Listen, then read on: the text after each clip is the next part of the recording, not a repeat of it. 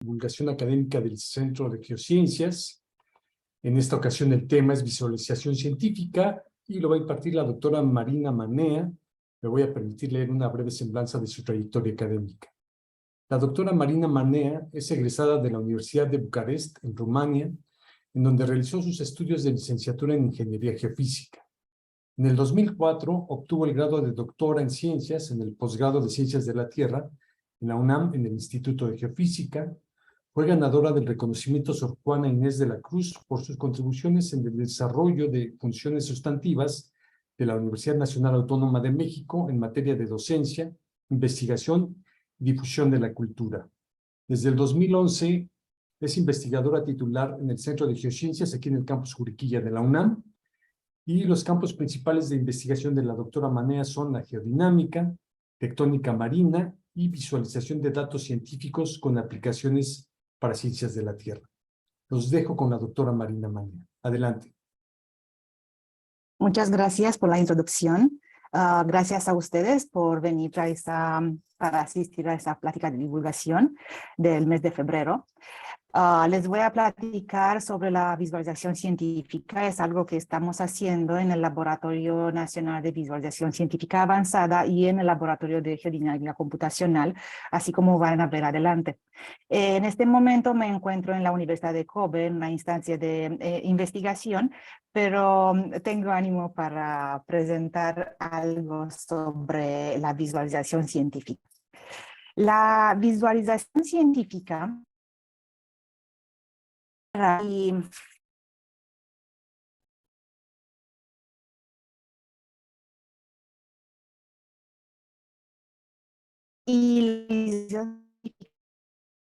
son un conjunto de procedimientos en los que se utiliza tecnología de cómputo de alto rendimiento y elementos electrónicos que convierten los datos científicos y abstractos en formato visual y que permiten interactuar con modelos digitales de alto volumen de datos. Algunos ejemplos de campos de investigación en los que se emplea la visualización: las neurociencias, la genómica, la geografía, la tecnología de los materiales, las ciencias atmosféricas, ciencias espaciales, mecánica de fluidos y epidemiología matemática. La visualización se ha vuelto esencial en la distribución actual de la información. Los artículos, libros o reseñas científicos involucran algún tipo de representados. Esta plática vamos a presentar una historia de la visualización de datos desde tiempos pasados hasta el presente. De esta manera se les ofrece una perspectiva completa sobre uno de los sentidos más desarrollados de los seres humanos, que es la vista, y cómo se usa para comunicar la información y especialmente en tiempos recientes la información científica. Así como les comentaba, mi campo de investigación es geodinámica computacional, geodinámica numérica. Y ahí estamos haciendo siempre investigación sobre tectónica de placas, sobre procesos de subducción, producción de volcanismo, de terremotos. Y a veces en los artículos que publicamos, en los artículos científicos, usamos dos tipos de visualización o más bien de representación de los datos. Una es la visualización de datos científicos que se puede ver en la figura número A. ¿Sí? Aquí tenemos datos reales, datos batimétricos, datos del fondo oceánico, datos del continente, datos topográficos. También tenemos la ubicación exacta de los sismos, de los volcanes, de la zona de fractura en las placas subducidas, por ejemplo, la zona de trinchera. O sea, son datos reales que se representan en esta forma. Es la visualización de datos científicos. Pero en el mismo artículo van a ver un croquis que está aquí en la B, en la figura número B. Y ese croquis es correcto desde el punto de vista científico. Está reflejando y explicando una situación como, por ejemplo, la evolución de la estructura térmica en una placa subducida, pero es un croquis, o sea, no son datos reales. Es una distribución de temperaturas exactamente ahí, así como se ve, esa de 700 grados, la isoterma, georreferenciada. O sea, no la puedes poner justo allá en tu imagen, ¿sí? Entonces, tienes dos tipos de representación de datos. Una es a través de visualización de datos científicos, ¿está? Donde usas los datos científicos exactos, y la otra, ilustración científica, que son los croquis, las explicaciones que tú das a un fenómeno.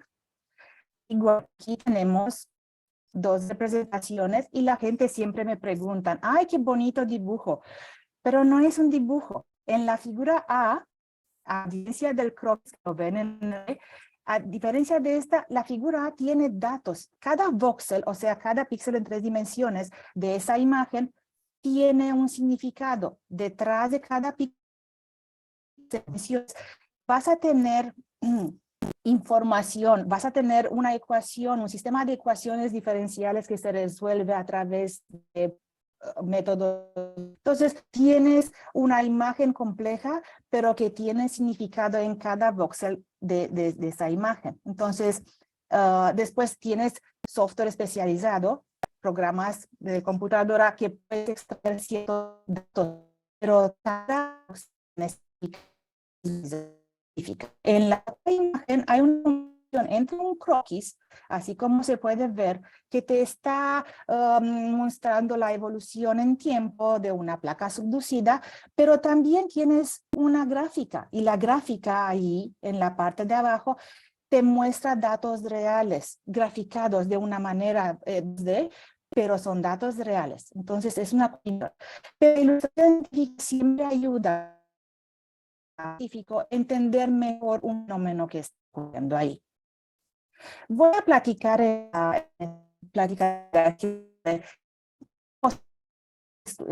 ilustración científica con algunos ejemplos, científica con algunos ejemplos. Voy a presentar el laboratorio de dinámica computacional y el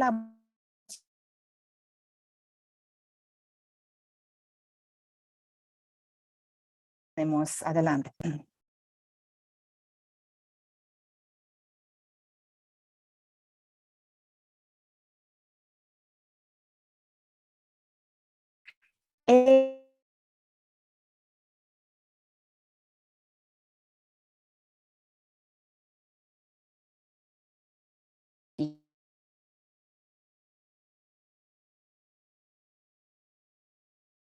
Doctora, estamos perdiendo mucha conectividad con usted. No sé Um, si quiere apagar su cámara para ver si se puede ver mejor.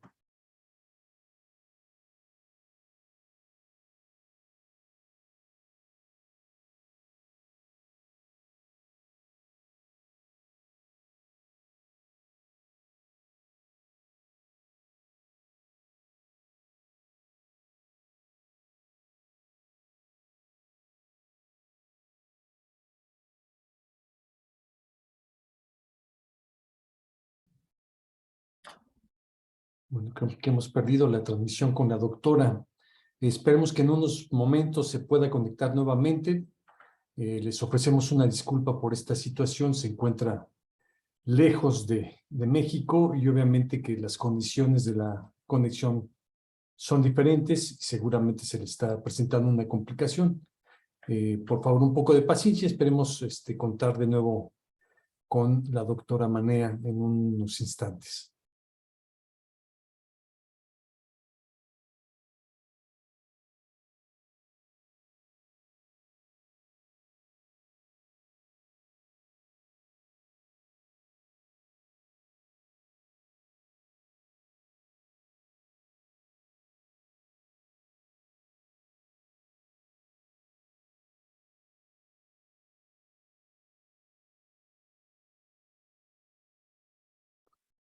César, ¿pudiste hacer contacto con la doctora? No, no hay No forma. volverse a conectar.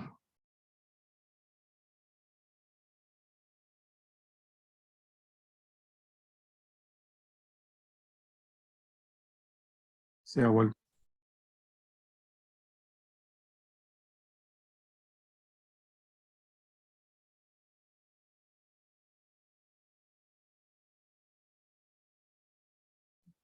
Bueno, creo que el internet está está mal. Entonces voy a continuar con la presentación y voy a platicarles un poquito. Si nos puedes compartir tu presentación, no la estamos viendo. Sí, ahora la Sí, presento. gracias. Ok.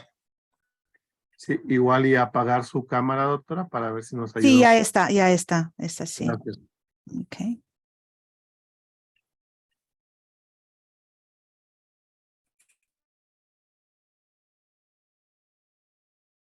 Okay.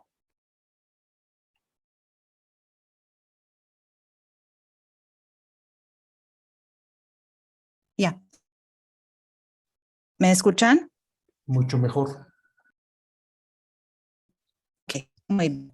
Entonces, la visualización científica se basa en el uso de imágenes. En palabras simples, la visualización científica consiste en la transformación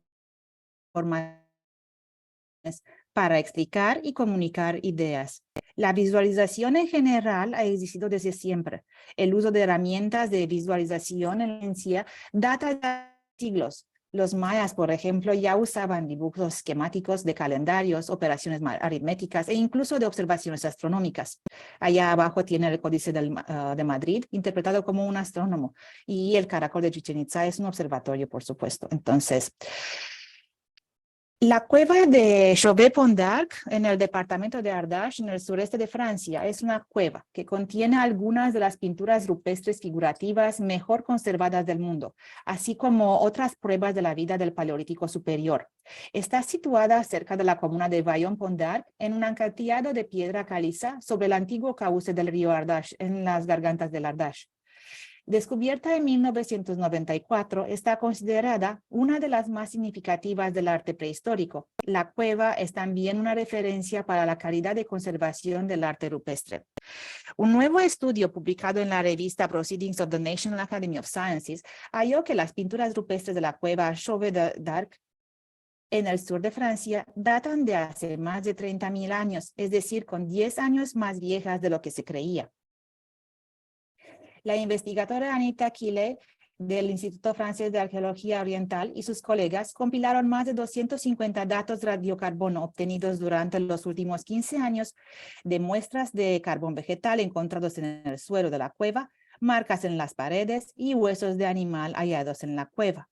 En estas cuevas aparecen herbívoros, caballos, bisontes, ciervos y rinocerontes, y depredadores, panteras, osos, hienas y leones de las cavernas, prácticamente pintando el ambiente que tenía la Tierra hace más de 30.000 años en esa región. Esa es una animación en 3 dimensiones de la cueva de Chauvet-Pont d'Arc y contiene prácticamente los datos reales obtenidos por los científicos para ver la ubicación de los principales dibujos en las paredes. Es un método de visualización también. Entonces, aquí tenemos la ilustración del hombre prehistórico más la animación 3D moderna. Es una buena cosa. Pero, por supuesto, desde el comienzo de nuestra historia, las imágenes han sido una herramienta para comunicar lo que hacemos y lo que pensamos en un determinado momento. Aunque nunca ha pasado como aquí, como en ese croquis, el tigre nunca ha posado así, pero el hombre prehistórico y el hombre en general ha tenido siempre el sentido de observación y la curiosidad. Entonces, ha tenido la necesidad de dejar algo para la posteridad. Les voy a platicar un poco sobre la historia de la ilustración científica. Aquí tenemos el modelo platónico de Kepler para el sistema solar, publicado en Tübingen en 1596, y el mapa de la luna de Hevelius, publicado en Danzig en 1647. Y es remarcable porque tiene una buena calidad, una muy buena calidad. Prácticamente antes, en el Evo Medio, era normal que la gente exagere un poco y que intente explicar los fenómenos naturales con sus propios recursos. En 1524 tenemos el folleto astrológico con el pronóstico del diluvio. Y hay muchas de las ilustraciones que estaban ayudando al autor en confirmar lo que él estaba diciendo y estaba convenciendo a los demás de la vericidad de lo que estaba diciendo. pero es un cuento todo fantástico, con el pez que está comiendo la luna, estrellas y el sol, y está prácticamente después provocando el diluvio. De todos modos, sin los descubrimientos del siglo XV, estas ilustraciones que estamos viendo aquí no hubieran sido posibles. Prácticamente en 1480, estudio de perspectiva de Piero del Francesca, se descubrieron las técnicas de perspectiva que han hecho posible la representación tridimensional de los objetos. Fue el primero en demostrar la perspectiva lineal en 1413, y ese arquitecto prácticamente abrió la calle para todo lo que es arquitectura moderna. El avance más importante en el estudio de la perspectiva lo ha registrado Luca Pacioli. Su trabajo ha sido usado por Leonardo da Vinci, que publicó varios estudios sobre la perspectiva en 1509. Se puede notar cómo con el paso del tiempo, el arte de la perspectiva se transfirió a la Europa del Norte. Además, esto fue en los libros de historia natural. Uno de los autores más importantes fue Albert Dürer. Aquí tenemos un ejemplo de uno de los libros de historia natural, Herbarum Vive e Quiones, de Estrasburgo, que se publicó en 1530-1536. La segunda etapa importante en el desarrollo de la ilustración científica ocurrió al mismo tiempo con el descubrimiento de los principios de la perspectiva, y era el naturalismo. De repente ya no tenemos angelitos ni cosas fantásticas alrededor de los objetos descritos, y prácticamente se abandonan las convenciones simbólicas que pertenecen al arte medieval y se favorece la representación de la realidad tal como se observa. Aquí tenemos una planta de cannabis sativa descrita en Basel en 1543 por Leonard Fuchs. Hay evidencia de las influencias del naturalismo sobre el arte flamando, o sea, en los Países Bajos, empezando con el siglo XII, pero empezó a predominar en las representaciones desde el siglo XV. Van de Eyck, que observa la naturaleza con todos sus detalles, usando una combinación de naturalismo y perspectiva. Es un método completamente nuevo. Aquí tenemos una representación de un molino minero de agua, publicado en Basel en 1556 por George Agricola. Pero todo eso fue posible porque en 1568, esa es una representación de la presa de estilo Gutenberg, prácticamente empezó a usarse muchísimo ese tipo de impresoras, ¿no? En el siglo XI en China se descubrió ese método y después se aplicó 2 siglos más tarde en Corea para que en el siglo XV se introduzca también en Europa. En 1455, Johann Gutenberg practicó ese método y publicó la Biblia. Se imprimieron en los primeros 15 años más de 8 millones de libros. Prácticamente era un avance muy importante.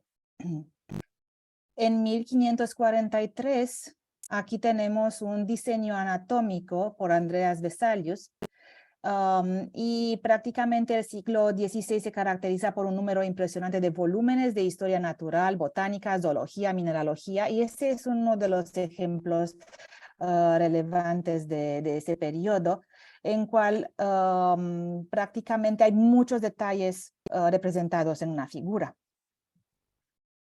El primer libro que incorpora la ilustración impresa con bloque de madera en combinación con el texto impreso usando la prensa de Gutenberg está trayendo la primera representación de la eclipsis lunar, y aquí podemos ver que el dibujo lo representan usando 3 colores, y eso era gran cosa porque antes usaban solamente el texto, el puro texto lo estaban imprimiendo, y después pudieron ser capaces con el método de los bloques de madera importados de China, pudieron imprimir prácticamente dibujos. La impresión con bloque de madera usando varios colores fue un paso muy importante, Y aquí es la representación del cuarto día de Hartmut Schnell de las crónicas de Nuremberg de 1493 y la calidad es excepcional. Una de las ilustraciones más conocidas de los temas científicos alegóricos, con muchos elementos recordando a la matemática, se imprimió usando una placa de cobre, y ese era un método novedoso que permitía imprimir a una escala muy grande de imágenes con muchos detalles muy finos. Las imágenes realizadas en placa de cobre se empleaban en el proceso de impresión de imágenes complejas. También tenemos un dibujo anatómico de 1756 realizado con impresión con placa de cobre. Porque el nivel de detalle era muy alto, entonces se podría emplear ese tipo de método que también era muy costoso. Pero el nivel que tienen está muy bueno, ¿sí? Para poder producir los libros científicos ilustrados que han jugado un papel tan importante en la revolución de la ciencia en el siglo XV, ha sido necesario descubrir la perspectiva, el naturalismo, las prensas móviles, las impresiones con bloques de madera y placas de cobre. Y todo esto con unos nada más 600 años antes de la época de las computadoras y las impresiones 3D. Aquí en la parte derecha vemos a una representación alegórica prácticamente, es una ilustración nada más, no es un mapa, pero es una alegoría, Europa como una reina de Sebastián Münster en Cosmografía, 1570. A través de toda esa palabra e imagen impresa, el público, la gente podría tener acceso a la información mucho más fácil. Y ese es un paso importante, porque antes los libros estaban escritos a mano y circulaban en círculos muy restringidos, pero después prácticamente tenías acceso a la información mucho más fácil. Pero pasando de ese momento en cual la ilustración científica llegó a un gran detalle, bueno, algunos estudiantes, aquí tengo un croquis hecho por un estudiante, no sé quién es, estaba circulando en internet. Entonces, desde ese nivel de detalle, los estudiantes a veces como que bajan mucho y dicen, bueno, te hago un croquis y te hago un croquis muy chistoso. Y es una ilustración científica además porque está explicando un proceso de erosión y deposición, pero también las rocas tienen vida, ¿no? Entonces, I'm being carried away, es lo que dice las rocas, lo que dicen las rocas tristes, ¿no?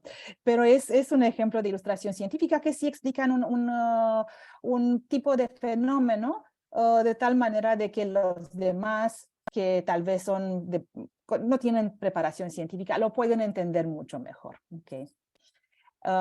Pero un ejemplo de ilustración científica avanzada y de muy alta calidad lo da David Elliott, que es un ilustrador de Estados Unidos que está haciendo ilustraciones para National Geographic y para las revistas de divulgación científica, y el nivel y la calidad que tiene en sus ilustraciones está muy alto, de verdad.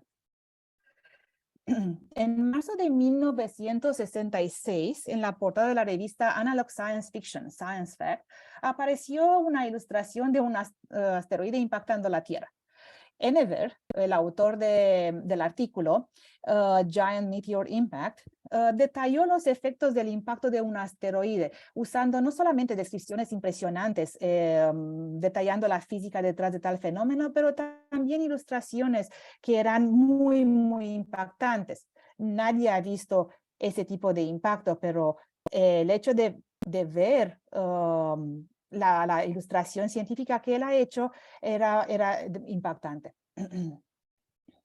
También como ejemplos de ilustración científica son los carteles que normalmente los servicios geológicos de Estados Unidos o de otros países están haciendo justo con propósitos de divulgación.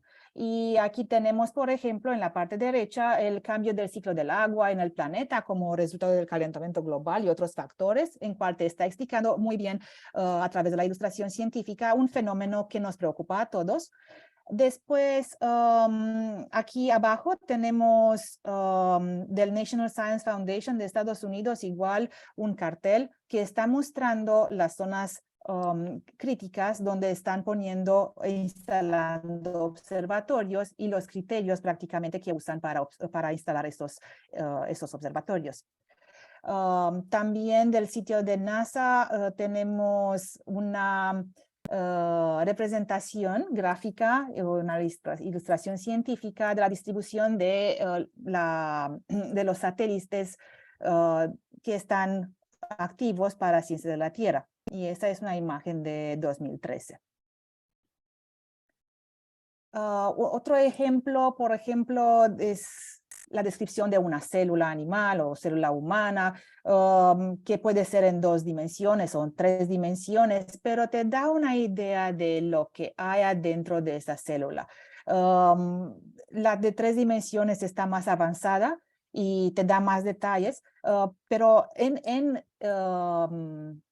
la idea es de transmitir el mensaje, de darte la idea de lo que hay ahí, de hacer un resumen de un texto que tal vez puede tener 3 páginas de información y te lo da de una manera visual, de tal manera de que tú te vas a recordar más fácil la composición de una célula. Otro ejemplo de ilustración científica es la que te está describiendo un pájaro, un animal. Entonces te hace muy bien, con todos los detalles posibles, la descripción de ese ser. También el ciclo que tiene un animal, una ave, el mecanismo a través del cual puede volar un pato, por ejemplo, te lo describen muy bien. Además, describiendo muy bien las fuerzas que ayuda al pato a volar. Otras ilustraciones científicas que estamos viendo son relacionadas con anatomía, con los órganos, igual muy fácil para la gente verlo y recordarlo después. Es mucho más fácil que leer el texto. Y una cosa muy importante es que Leonardo da Vinci, que fue un gran inventador y fue también un gran pintor. Entonces, él estuvo haciendo ese tipo de ilustraciones científicas. Tenía mucho detalle en todo lo que hacía y se puede ver en las imágenes, la imagen que él dibujó, describiendo la columna, por ejemplo, vertebral, y después el escaneo de una columna real. Aquí abajo también el cráneo, que Leonardo da Vinci lo dibujó en 1489 y una radiografía de rayos X para el cráneo. Y se puede ver el nivel de detalle que tenía Leonardo da Vinci en sus dibujos. Otros ejemplos de ilustración científica, por ejemplo, de mi campo de investigaciones, una diagrama que te explica la zona de subducción y la zona de generación de placas tectónicas, la zona donde se generan los volcanes, y puedes explicar de esta manera los fenómenos que ocurren en ese sistema dinámico que estamos analizando.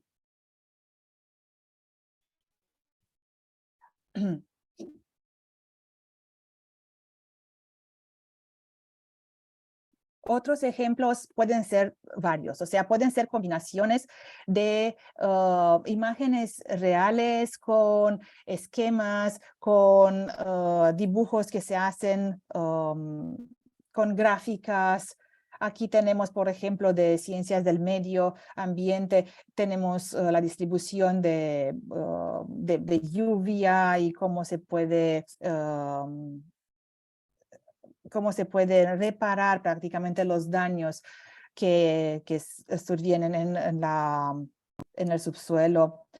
Hay combinación de imágenes reales, de fotografías con gráficas, así como se ve aquí, para explicar procesos de erosión o varios otros procesos que hay aquí. Otros ejemplos de ilustración científica son los en cual estás sobreponiendo imagen real, datos, prácticamente esos son datos de aquí, datos de batimetría y también mapas encima.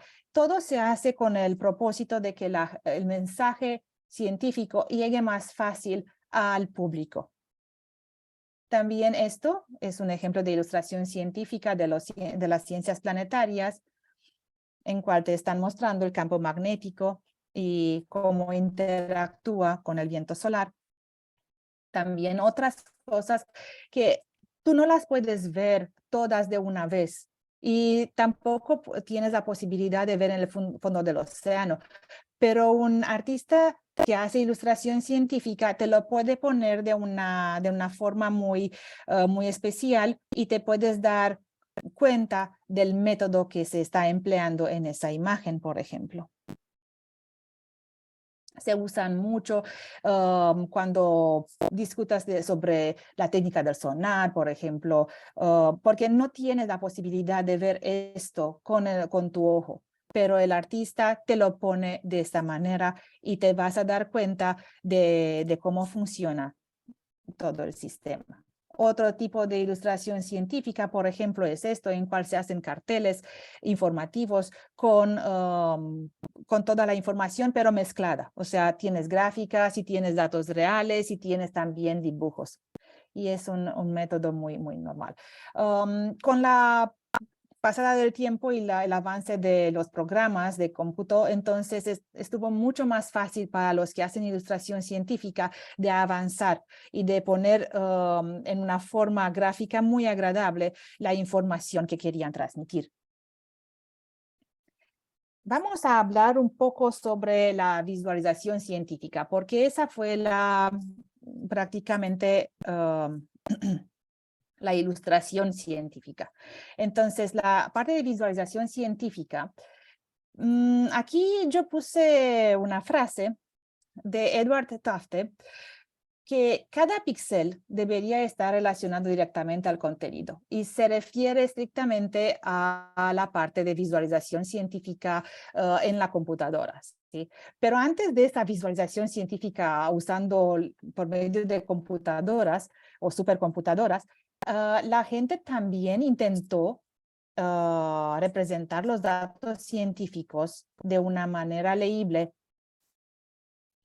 Y eso empezó desde la prehistoria, por supuesto. Además del hecho de que estaban dibujando en las paredes de las cuevas, toda esa información relacionada con el medio en cual estaban viviendo, con los animales que estaban viendo cada día. Ellos también estaban observando, por ejemplo, el cielo. Y cuando ves esa representación de aquí de una cueva, puede parecer la representación de un animal a simple vista. Esta es una escena de Lascaux en Francia igual. Pero estas pinturas de hace más de 15.200 años simbolizan astros, mucho antes de que el Toro fuese una constelación zodiacal. Entonces ellos intentaban explicar lo que veían en el cielo también, ¿sí? Con el tiempo y como las civilizaciones iban formándose, surgió la necesidad de representar el mundo en forma de mapas. La historia más antigua sobre el mapa está relacionada con el legendario Gran Yu, un ingeniero hidráulico y fundador de la dinastía Xia.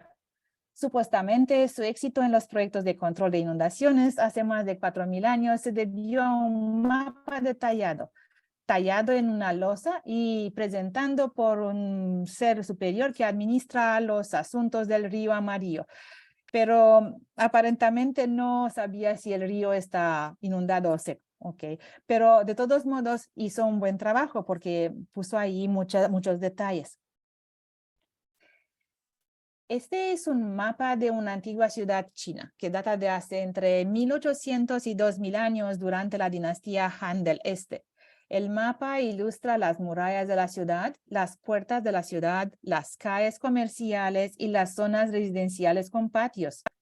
El mapa igual fue tallado en piedra, en una piedra de 39 por 47 centímetros y es una colección del Museo de Sichuan. Es muy importante tener las cosas talladas en piedra porque resiste más al paso del tiempo. Y porque estamos hablando de mapas, bueno, si vamos en la ciudad de Babilón, en la región de Kirkuk, en Irak, tenemos esta representación de aquí, de hace 6.200, más de 8.000 años, del año 6.200 antes de Cristo, que está también tallada en piedra. Y aquí tenemos un mapa del mundo, pero de hace 2.500 años. Okay. El mapa mundial más antiguo que le estaba presentando, está conocido de la historia, fue grabado en tablillas de arcilla en la ciudad de Babilonia alrededor del año 6.000 antes de Cristo. El mapa en forma de estrella mide solo 5 por 3 pulgadas y muestra el mundo como un disco plano rodeado por un océano o río amargo. El texto cuneiforme adjunto describe estas tierras desconocidas como pobladas por bestias mitológicas, lo que sugiere que el mapa muestre tanto características geográficas reales como elementos de la cosmología babilónica. Y esto es algo muy normal para todo lo que viene desde el pasado. Hay muchas cosas fantásticas que intervienen siempre en la representación de datos. Ahora, en el año 150, el mapa del mundo en proyección esférica del Ptolomeo tenía una forma un poco distinta de esa, porque esa es una reproducción del año 1505. Pero en 150 sí apareció el primer mapa del mundo, con el mundo conocido, por supuesto, por los antiguos habitantes del egipcio. En el año 950 apareció la primera representación que muestra de una manera gráfica las variables, la posición de la luna, del sol y de los planetas durante un año. Y ese es algo fantástico, ¿sí? Es la primera representación gráfica de variables. En la parte izquierda lo que vemos es, bueno, son las varas gráficas para mostrar la dependencia de una variable de un valor. Y eso fue en el año 1350. Fue una propuesta hecha por el obispo Nicolas Oresme de Francia. Y creo que todavía sigue de pie ese tipo de gráficas, ¿sí? En 1375 hay un libro catalán que se publicó por Abraham Cresqué en Mallorca, España, en cual hay representaciones visuales, cosmográficas y temáticas del mundo conocido. O sea, está solamente representando lo que sí conocen sobre el mundo que estaba alrededor. En 1500, Leonardo da Vinci está ilustrando con precisión su conocimiento tanto de anatomía como de mecánica e ingeniería. O sea, si tú estás tomando una esquema hecha por Leonardo da Vinci, le estás respetando la escala y todas las dimensiones que pone ahí, vas a construir algo, un mecanismo que sí funciona. Y eso sí es algo muy bueno. Eso lo hace pasar como visualización científica. En 1569 pasó algo muy importante, la invención de la proyección cilíndrica para representar el globo terrestre por Gerardus Mercator en Bélgica. En 1595 su hijo Rumold publica el primer mapa completo en proyección cilíndrica. Y ahí tenemos las proyecciones que todavía estamos usando para los mapas. La proyección Mercator alguna vez era un elemento básico de las aulas escolares de todo el mundo. La famosa proyección de Mercator también ha sido objeto de considerable debate y controversia. El cartógrafo flamenco Gerardo Mercator diseñó por primera vez el estilo de mapa en 1569 como una forma de mostrar la Tierra esférica en una superficie plana y rectangular. Con esto en mente, dibujó un mapa del mundo con paralelos de latitud que están cada vez más separados a medida que se aleja del ecuador. Esta característica hizo que la proyección de Mercator fuera invaluable para los navegantes, que podían usarla para navegar en línea recta con una brújula constante, pero también significaba que el tamaño relativo de las diferentes masas terrestres estaban enormemente distorsionadas. Groenlandia y otras regiones polares parecen mucho más grandes de lo que realmente son, mientras que las masas de tierra ecuatoriales como África y América del Sur están muy comprimidas. Sin embargo, la proyección de Mercator siguió siendo un elemento fijo de los atlas hasta el siglo XX, cuando los críticos comenzaron a denunciarla como inexacta. Si bien todavía se usa como ayuda para la navegación, desde entonces ha sido reemplazada en gran medida por mapas más modernos de forma ovalada, como las proyecciones de Robinson y Winkel-Tripel. En el periodo de 1600-1699 hay muchas mediciones y teorías. En 1644 hay una medición de la longitud por Michael van Langren. En 1686 aparece el primer mapa meteorológico que muestra los vientos en Inglaterra por Edmund Halley. En 1669 el gráfico de la función que muestra la esperanza de vida por Christian Huygens. ¿Sí? Entre 1700 y 1799 aparecen nuevas formas de gráficas. En 65 representación en varas por Joseph Presley, England. En 1799 análisis de suelo por Jonathan Lambert en Alemania. En 1782 aparece el primer mapa topográfico por Marceline Ducarla Boniface en Francia. Igual se usó la geometría en gráficas, igual en Francia por Charles de Fourcroy. En 1786 hay una combinación de varas y líneas en una gráfica por William Playfair en Inglaterra. Entonces, todo lo que ven ahora en esas representaciones gráficas todavía estamos usando, y eso es algo completamente muy bueno. Conforme el método científico que se desarrolló, ciertas maneras de visualización de información se convirtieron en prácticas aceptadas. Por ejemplo, el uso de gráficas X y Y para representar relaciones entre dos cantidades es una forma de explicar comportamientos y tendencias dentro de un conjunto de datos. Esa es una gráfica realizada en 1780. Entre 1800 y 1849 se dio el inicio de la infografía moderna, gráficas estadísticas, mapas temáticas. Prácticamente todas las formas conocidas hoy en día fueron desarrolladas en este periodo. 1850 a 1900 es la época de oro para la representación de los datos. Las teorías estadísticas de Laplace y Gauss tienen ahora sentido para una gran variedad de datos. La mejor gráfica de todos los tiempos es la de 1869, que muestra los resultados catastróficos de la campaña de Napoleón en Rusia en 1812 y representan el número de soldados que sobrevivieron a la campaña, los que salieron de Francia y después los que regresaron. Eran menos de 200,000. En 1872, se hizo un registro del movimiento de un caballo a través de una cámara. Igual, es un avance muy importante porque te da una evolución en tiempo de un dato. En 1879 apareció la primera representación 3D en una gráfica. Es para la distribución de la población y la realizó Luigi Peroso en Italia.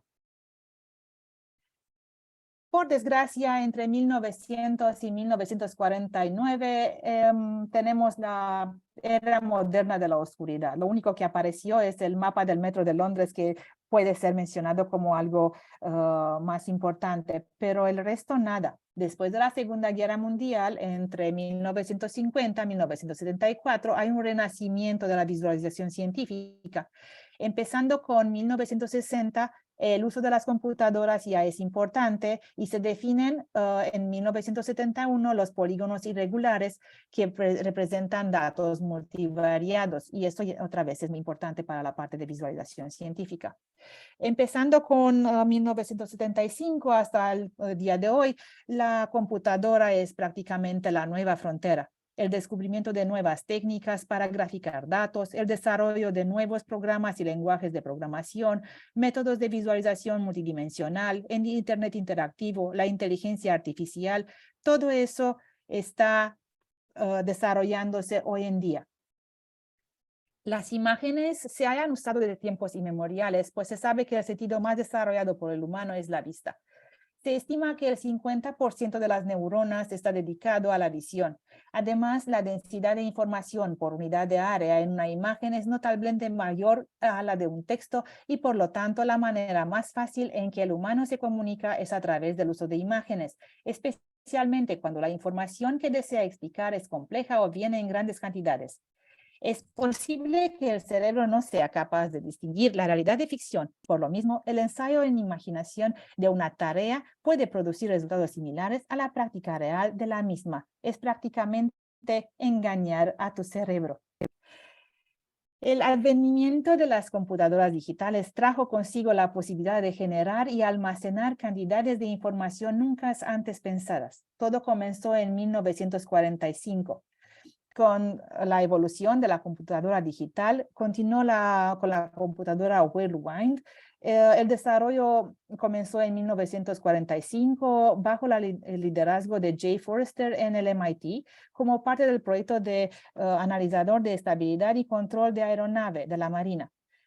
El sistema se propuso para proporcionar un entorno de simulación de vuelo programable y se demostró por primera vez en 1951. Esta no fue la primera computadora digital, pero fue la primera computadora capaz de mostrar texto y gráficos en tiempo real utilizando una gran pantalla de osciloscopio. Después de 1945, el ritmo de avance tecnológico hacia la visualización científica comenzó a ser cada vez más rápido. En 1950, Ben Lapovsky crea las primeras imágenes gráficas utilizando un osciloscopio para generar ilustraciones en forma de onda producidas mediante la manipulación de haces electrónicos analógicos. En 1955, descendiente directo de Whirlwind, el sistema de defensa aérea SAGE es diseñado por Bert Sutherland en el MIT. Utiliza gráficos vectoriales simples para mostrar imágenes de radar CRT analógicas con un contorno de estructura alámbrica de la región que se está escaneando, así como el primer lápiz óptico como dispositivo de entrada que los operadores usarían para identificar aviones que vuelan sobre regiones de los Estados Unidos. Se convierte en una parte clave del sistema de defensa antimisiles de Estados Unidos. En 1959, General Motors, IBM, desarrolla DAC-1, el primer sistema CAD industrial, diseño asistido por computadora, utilizado para ayudar a los ingenieros a diseñar automóviles. Permite al usuario rotar y ver dibujos simples. En 1963, para su tesis doctoral en el MIT, Ivan Sutherland desarrolla Sketchpad, el primer paquete de dibujo y diseño asistido por computadora que permite dibujar formas de forma interactiva en un monitor de visualización basado en vectores utilizando un dispositivo de entrada del lápiz óptico conectado a la computadora. El lápiz óptico utiliza una pequeña celda fotoeléctrica en su punta para emitir un pulso electrónico cuando el lápiz ve el haz de electrones. En 1963, Doug Engelbart inventa el ratón en el Instituto de Investigación de Stanford. En 1966, Ivan Sutherland crea la primera pantalla montada en la cabeza, la espada de Damocles, que muestra imágenes de estructura alámbrica separadas, lo que permite la percepción de la profundidad. En 1969, en el Centro de Investigación de Palo Alto de Xerox, el exalumno de Utah, Alan Kay, desarrolla el concepto de interfaz gráfica de usuario, el famoso GUI. En 1975, usando parches Bézier, el estudiante de Utah, Martin Newell, crea un modelo de computadora en 3D de una tetera física, ahora en el Computer Museum en Boston. Sirviendo como punto de referencia a lo largo de la historia, la tetera de Utah se ha convertido en un icono de los gráficos por computadora en 3D. En 1975, Seymour Cray presenta la supercomputadora Cray-1 y se convierte en el estándar para la computación científica a gran escala. El precio era equivalente a $35.3 millones en 2021. En 1976, Steve Jobs y Steve Wozniak fundan Apple. Después de una visita al parque de Xerox en 1979, se presenta Macintosh en 1984, que desencadenará la revolución de la interfaz gráfica de usuario. 1982, la división de gráficos por computadora de Lucasfilm desarrolla una toma de un minuto para Star Trek II, The Wrath of Khan, haciendo el primer uso de un paisaje generado por fractales en una película. William Reeves dirige el equipo de programación de Genesis Effect y crea los llamados sistemas de partículas. En 1992, Silicon Graphics lanza la especificación Open Graphics Library, o OpenGL, que define una API multiplataforma, multilenguaje estándar para gráficos por computadora. En 1993 se funda NVIDIA. Más tarde atrae a muchos ingenieros de SGI y otras compañías para convertirse en la principal compañía de hardware gráfico, además de AT&T e Intel en la actualidad. Son ejemplos aquí de visualización científica. El Mandelbrot, que está en 2 dimensiones, es una serie de puntos matemáticos con bordes distintas que se reconocen muy fácilmente por la forma fractal en 2 dimensiones. Pero tenemos también el Mandelbulbs o los fractales en 3 dimensiones. Y les recomiendo accesar el sitio de mandelbulb.com porque ahí van a encontrar muchísimas otras formas que están haciendo. Mandelbulb es un fractal 3D construido en 1997 por Jules Ruiz y desarrollado en 2009 por Daniel White y Paul Nylander usando coordenadas esféricas. Y es algo desde el punto de vista visual.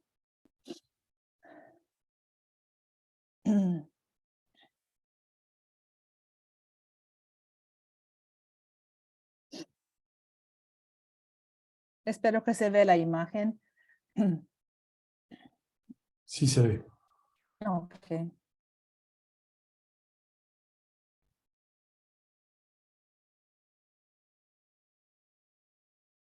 Ese tipo de películas se pueden ver muy bien en un sistema Cave, por ejemplo, y es impresionante ver la estructura.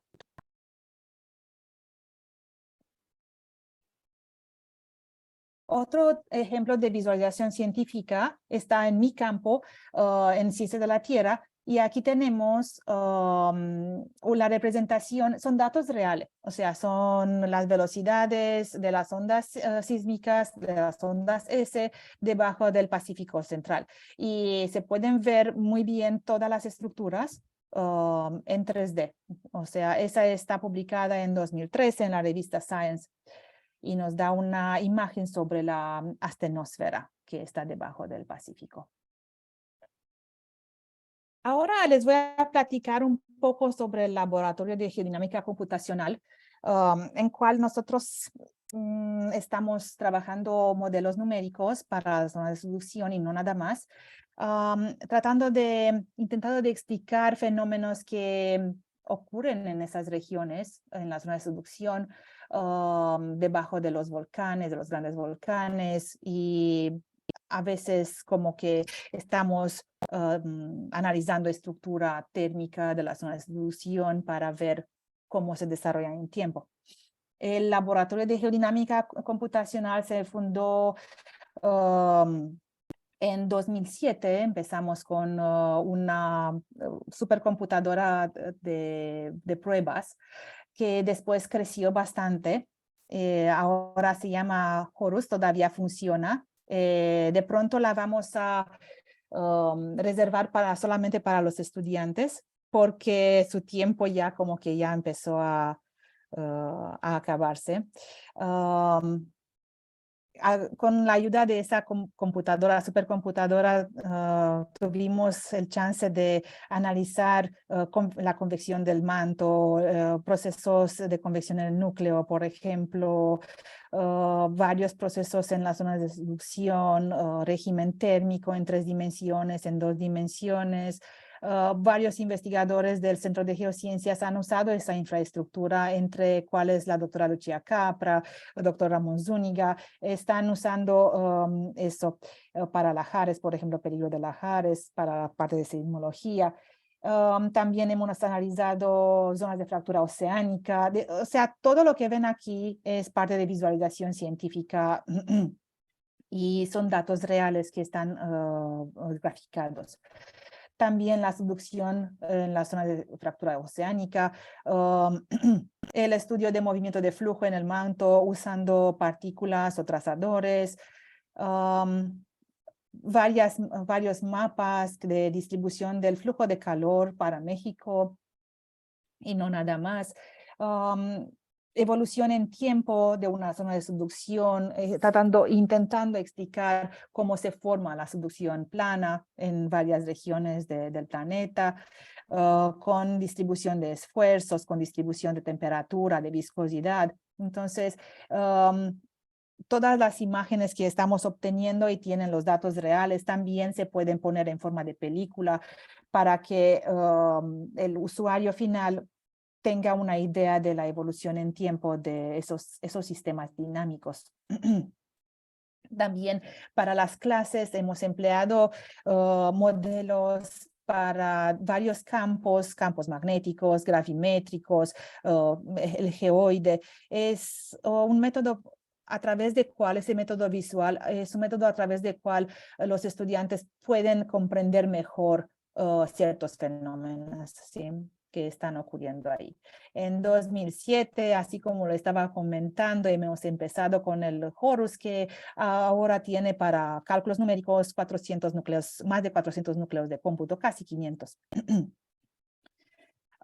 En 2009 hemos implementado también un sistema de visualización estereográfica, el Geomatrix, que se ha usado mucho tanto para la parte de investigación como para la parte de docencia y divulgación. En 2015 nos reunimos con gente del Instituto de Neurobiología, doctor Alfredo Varela, y juntos hemos decidido plasmar este Laboratorio Nacional de Visualización Científica Avanzada, que es un proyecto de CONACYT. Es un proyecto de laboratorio nacional y ahí tenemos más instituciones que vienen para trabajar. Tenemos la parte de supercómputo de visualización paralela, un simulador global y un sistema de visualización en 3D. Tenemos también el personal técnico que nos ayuda muchísimo, Luis Alberto Aguilar, Alejandro Ábalos y Alejandro de León Cuevas, y ellos están siempre trabajando juntos y juntos con nosotros para obtener y dar servicios. En la parte de supercomputadora tenemos más de 20 nodos con 1000 cores, con 1000 núcleos, con 4 teras de RAM y con 1 petabyte de almacenamiento. El simulador global es un sistema avanzado de visualización esférica que contiene un proyector de alta intensidad en su base de apoyo. El simulador se utiliza para mostrar cualquier tipo de datos que encaje bien en este formato, con la ventaja de poder mostrar animaciones, pasar de una escena a otra en la biblioteca de datos, o rotar, inclinar o acercar la imagen instantáneamente. La usamos para divulgación y para difusión y también para la parte de investigación. Tenemos el sistema 2D de visualización paralela, que usa interfaces de visualización más avanzadas para crear el espacio de trabajo visual definitivo, y de este modo para lograr la máxima productividad y una visualización dinámica a gran escala. Detrás de ese sistema de visualización paralela es otro supercomputador más chiquito, pero que usa GPU computing o procesadores gráficos en lugar de CPU computing. Para el sistema de visualización inmersiva en 3 dimensiones, ese es un entorno virtual automático de Cueva, así se llama, ¿sí? Está más conocido por este acrónimo, CAVE. Es un entorno de realidad virtual inmersivo donde los proyectores se dirigen a entre 3 y 6 de las paredes de un cubo del tamaño de una habitación. El nombre también es una referencia a la alegoría de la cueva en la República de Platón, en la que un filósofo contempla la percepción, la realidad y la ilusión. Prácticamente estás engañando tu cerebro pensar que estás adentro de una estructura y ahí estás empezando tu viaje virtual. Aquí tenemos una de las imágenes, una de las películas con varios investigadores trabajando en la cueva y accesando datos de varios campos de investigación. No solamente ciencias de la Tierra, pero también la parte de neurología, la parte de mecánica, la parte de ingeniería, arquitectura.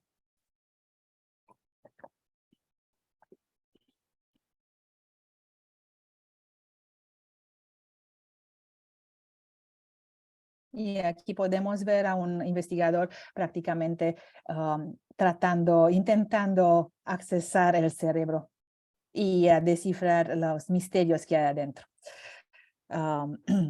Es una herramienta muy buena. La gente siempre se queda impresionada del nivel de detalles que puedes ver adentro. Se pueden usar todas las imágenes que tienen información en formato de pixel, de voxel, perdón. Y es prácticamente otro mundo. Es el mundo inmersivo visual. Se puede usar esa cueva en varios campos, así como le estaba platicando, sobre estudios climáticos, modelos moleculares, simulaciones numéricas en la industria, no nada más en la ciencia de la Tierra. Y también se puede hacer como entrenamiento inmersivo. Se pueden organizar en Labis, se pueden organizar cursos, mesas de trabajo, conferencias, reuniones, también presentaciones de tesis. Se pueden organizar muchas cosas. Nos pueden contactar sin ningún problema. Aquí está en nuestro edificio, en el campus. Nos pueden contactar y nosotros estamos siempre dispuestos a dar servicios para la comunidad del campus y para la comunidad del estado de Querétaro, y no nada más. En el futuro, y con esto ya acabamos la plática por el día de hoy, les voy a platicar sobre el futuro. ¿Sí? El futuro, el propósito de la visualización científica es la percepción. Eso les estaba comentando. Las imágenes proporcionan un vehículo para pensar en los datos. La visualización científica es una ayuda externa para mejorar las habilidades cognitivas humanas para el descubrimiento, la toma de decisiones y la exploración. Una vez que haya visualizado sus datos, el siguiente paso es aprender algo de la imagen que creó. Las tendencias futuras harán que el aprendizaje automático y la inteligencia artificial utilicen sus capacidades de procesamiento del lenguaje natural para generar información. Inteligencia artificial acoplada con visualización proporcionarán controladores visuales que permitirán a los espectadores explorar datos en un nuevo nivel. Algunas tendencias a corto plazo, pues la visualización interactiva de datos en navegadores web y visualización de datos en tiempo real. Algunas tendencias a mediano plazo, debido a que un entorno es generado digital, se puede crear una plataforma futura ideal para los esfuerzos de aprendizaje a distancia, individuales y colaborativos, incluso en medios inmersivos virtuales 3D. Entonces, tal vez una futura plática de divulgación la vamos a tener en un cave. Muchas gracias por su atención.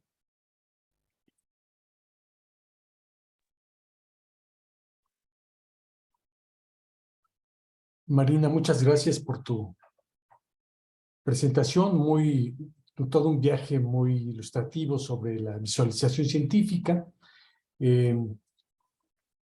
Hay una pregunta, aprovechando, y no queremos entretenerte mucho porque sé que por allá son las 3 de la mañana, para que puedas descansar.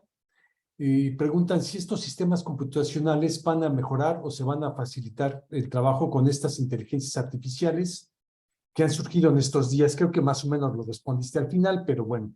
Sí, sí, claro que sí. Estamos evolucionando en esta dirección. Ahora, ven, hasta esta presentación la estamos teniendo de una manera virtual. Entonces, yo estoy aquí en Japón, estoy teniendo mi plática en México y estoy muy feliz que puedo hacerla. Entonces, en algún momento vamos a tener ese tipo de interacción, como les decía, en una cueva. O sea, les voy a presentar un modelo interactivo y ustedes lo van a ver del otro lado. Y eso espero que va a estar en un par de años. para todos, ¿no? Entonces, la tecnología está avanzando, evolucionando muy rápidamente y nosotros estamos como intentando agarrar la onda y estar ahí en la primera fila para poder dar los mejores servicios para los demás, para el público en especial. Gracias. Una pregunta más. El Horus que tienen en geociencias y que bueno, que ustedes lo comandan, ¿lo van a renovar? ¿Va a haber otro nuevo proyecto en geociencias? Porque dices que ese ya se va a dedicar para los estudiantes. Sí, porque como tenemos aquí en el LAVIS, tenemos la supercomputadora que está, en realidad está no solamente para nosotros, está para todo el campus Así Juriquilla. es. Ese Horus va a ser como una herramienta para aprendizaje. Es más, va a servir para esto. O sea, no la vamos a desechar ni nada, pero sí nos va a servir mucho para que los estudiantes se entrenen un poco antes de pasar a un sistema más avanzado, que está en el LAVIS ahora en la actualidad. Entonces yo espero que va a ser muy útil para los estudiantes que sí quieren aprender supercómputo, que sí quieren aprender la parte de visualización y de modelación numérica y que ahí se van a entrenar y después pueden pasar y hacer cosas más evaluadas en LAVIS. Sí. ¿Se tiene pensado que los estudiantes de las licenciaturas en la ENES Juriquilla puedan acceder, practicar en el Horus? Absolutamente. Estamos abiertos para esto y yo creo que se van a animar mucho porque ahora con la tecnología y cómo está avanzando, creo que ya se dan cuenta que es el futuro en realidad y que poco a poco pueden entrar. Para los estudiantes que hacen trabajo de campo y están en el ciencia de la tierra, es muy útil tener un respaldo. Ven, con la pandemia nos afectó muchísimo a todos. Muchos de los estudiantes ya no podían salir al campo y todo, pero tú puedes hacer simulaciones o simular el trabajo de campo en la cueva o con algunos modelos numéricos. Entonces, no es algo completamente descabellado pensar que hasta un vulcanólogo puede usar la supercomputadora para sus fines. O sea, la doctora Lucia Capra estuvo mostrando que puede hacer correr modelos para la evolución de lahares, o sea, sin ningún problema. Entonces, cualquier persona que quiere, tiene el interés y ve la necesidad, entonces puede aprender esto y después desarrollar sus propios proyectos más adelante, sin ningún problema, que viene la pandemia, otra pandemia, quién sabe qué otra crisis. Entonces, ahí estamos, ¿no? Maravilloso. Marina, ya no te quiero Gracias. entretener más. Muchas gracias. Buenas noches por allá. Gracias. Que descanses y buena estancia en Japón. Sí, gracias a ustedes. Hasta luego. Gracias. Muchas gracias a todo el público que nos escuchó. Estaremos presentes en otra próxima charla de divulgación del Centro de Geociencias.